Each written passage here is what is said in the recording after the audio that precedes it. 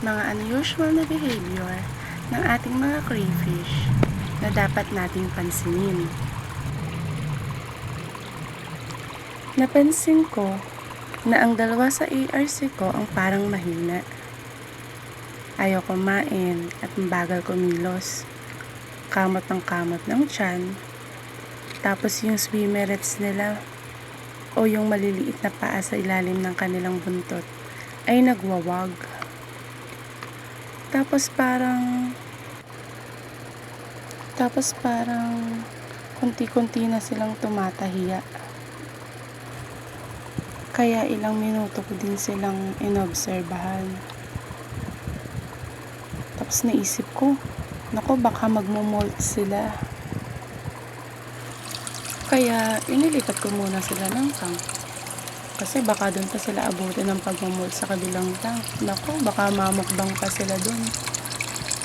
Habang inoobserbahan ko sila, ganun pa rin yung kanilang ginagawa. Kamot pa rin ng kamot, di pa rin mapakali. Ayun o, kita nyo ba? Hihi, huwag nyo na lang pansinin yung sumigaw. At habang inoobserbahan ko, patuloy pa rin silang ganun ang ginagawa. Tapos nung ilang minuto pa, napansin ko na bigla na lang tumahiya yung isa kong crayfish. Sabi ko, naku, baka patay na to. Tapos sinong ko, siyamek ko. Sabi ko, bakit may dark green din sa tabi niya?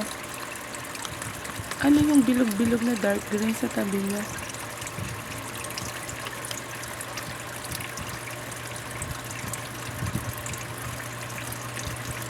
Naku, naisip ko. Nagle-lay pala siya ng eggs. Nagle-labor pala siya. Naku, congratulations, Mommy Cray.